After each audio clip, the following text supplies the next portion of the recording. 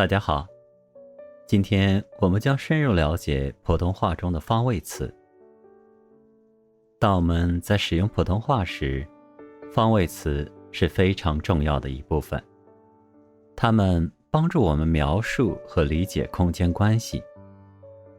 在日常交流和写作中，正常使用方位词可以使语言更加生动、具体。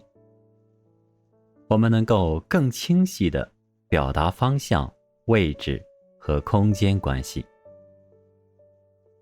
基本的方向：东、南、西、北。拓展一下，还有东南、东北、西南、西北。通过下面的地球仪，能让我们更好地理解它们。我们顺便了解几个词语：南极、北极、南半球、北半球。相对方位词用于描述相对位置，指导我们更精确地理解物体的相对关系。上、下、前、后、左、右。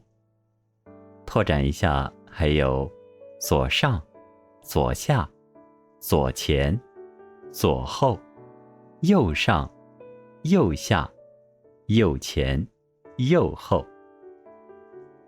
空间方位词：里、里面、外、外面、中间。距离方位词：远、近、旁边、对面。方向动词：来、去、到、回到。在日常生活中，正确运用方位词不仅有助于我们更清晰地表达自己，还能够更准确地去理解他人的描述。通过今天的学习，相信大家能够在交流中更自如地运用这些方位词，使语言表达更加生动丰富。好的，本期视频就到这里，我会在 Shorts 里面分享一个有趣且实用的练习，赶快去看看吧。谢谢，再见。